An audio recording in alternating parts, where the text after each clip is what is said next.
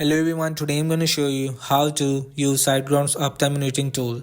So before you creating an account, you will have to purchase a plan for web hosting, and if you want to buy to premium or subscription of this SiteGround, please go through the link in description. You will get a referral code from me. So for creating your account after, so what is uptime monitoring tool? So keep an eye on how well and how often servers, apps, services and all the part of your system are running is what uptime monitoring is all about. So for people in site reliability, so after you will have to log in to your SiteGrounds account.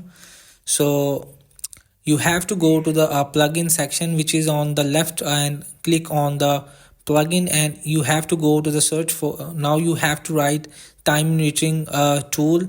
So after that you will find a lot of monitoring tools that you like, so you will plug it and in. So once it's done and it's job for you on your website, this monitoring tool. So make sure you will have to download which is the best monitoring tool on SiteGround. So hope this video helped you. Please don't forget to like and subscribe and get notified for more videos.